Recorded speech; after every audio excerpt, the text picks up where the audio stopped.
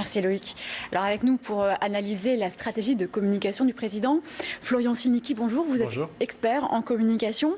On a vu un message sur Twitter, sur le réseau social Twitter du président pour souhaiter un joyeux Noël. Il y a aussi un message vidéo adressé aux soldats. Qu'est-ce que vous pensez de cette stratégie?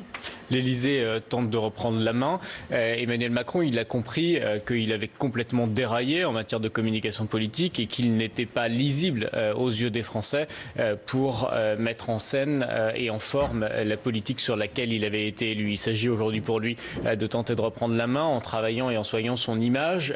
Et il revient ici à ses fondamentaux, celle de Jupiter, de la représidentialisation de la fonction présidentielle, qui avait fait son succès au départ, mais qui a aussi été à l'origine de l'éloignement d'une partie de l'électorat, considérant que cette jupitérisation de la fonction présidentielle, c'était en fait une distanciation d'un président qui est apparu aux yeux de l'opinion publique comme méprisant. Est-ce que ça marche? Est-ce que c'est suffisant?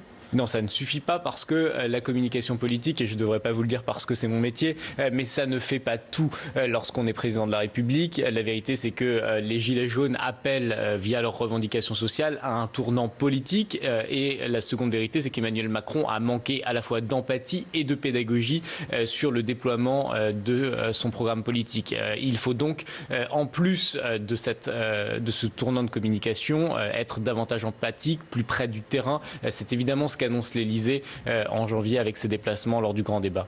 D'accord. Alors, il y a la pétition L'affaire du siècle qui souhaite attaquer l'État en justice pour qu'il respecte ses engagements climatiques. Cette pétition récolte déjà plus d'1 700 000 signatures. C'est du jamais vu en France. Et dans Le Parisien, le ministre de la Transition écologique, François de Rugy, s'est déclaré agréablement surpris.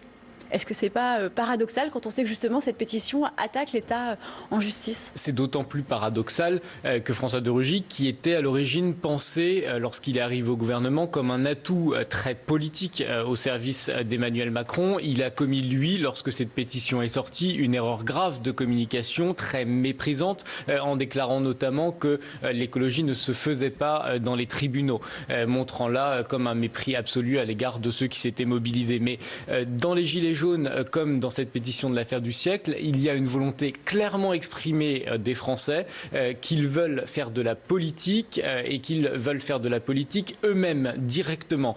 Ils envoient un message à leurs hommes et à leurs femmes politiques: vous ne ferez plus de politique sur les enjeux qui engagent notre avenir sans nous. Vous savez, Paul Valéry disait: la politique, c'est l'art de faire en sorte que les gens ne se mêlent pas de ce qui les regarde. Eh bien, les Français disent: la politique, ça nous regarde et on veut y participer sur les sujets fondamentaux comme celui de l'écologie. Le pouvoir doit donc mettre en scène une réponse plus participative et moins verticale que celle qu'il a mise en scène jusque-là.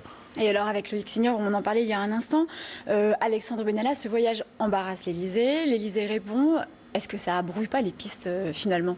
L'affaire Benalla, de toute façon, ça a non seulement grippé la machine, qui était une machine de précision qui fonctionnait parfaitement bien d'Emmanuel Macron en matière de communication politique. L'affaire Benalla, c'était le grain de sable qui a fait totalement dérailler la machine. Et la machine ne s'est pas remise en route jusque-là.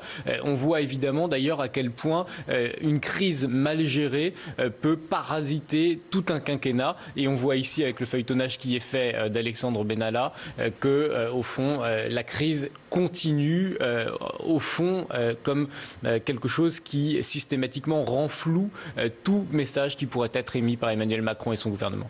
Et retour sur les Gilets jaunes, le président a répondu sur le site de la pétition de Priscilla Ludowski. Est-ce que c'était une bonne idée ? Oui, c'était une bonne idée. Le président de la République, encore une fois, il a tenté de s'adresser directement aux Français, sans intermédiaire. Mais moi, je crois qu'il commet juste une petite erreur d'analyse, le président de la République, c'est que on ne fait pas de communication politique sans les médias, comme on ne fait pas de politique sans les Français. Et donc, tenter de contourner systématiquement les journalistes et les médias en pensant répondre, notamment en utilisant les réseaux sociaux directement aux Français, eh bien, c'est une erreur stratégique. Il y a besoin d'intermédiateurs de l'information et les journalistes sont là pour ça. D'accord. Et enfin, un mot, donc il y a les Gilets jaunes qui continuent leur mouvement, mais il y a aussi certains Français qui ont appelé à une manifestation en soutien à Emmanuel Macron et au gouvernement.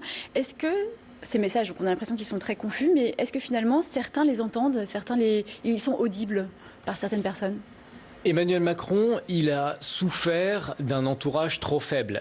Il n'a pas eu de personnalité suffisamment ancrée politiquement, ancrée territorialement pour pouvoir le protéger. Il n'a pas eu de gilet pare-balles. Et donc, il a été un véritable punching ball de l'opinion publique en ce qu'il incarnait la politique telle qu'elle a été exercée depuis 20 ans et telle qu'elle est rejetée par une partie de l'opinion publique.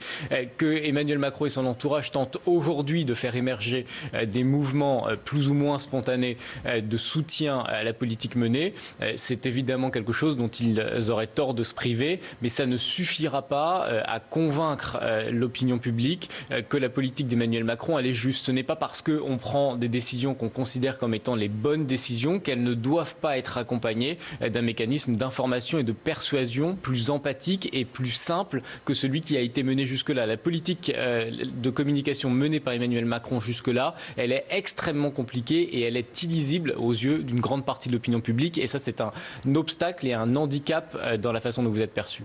Merci beaucoup, Florian Sinicki, expert en communication.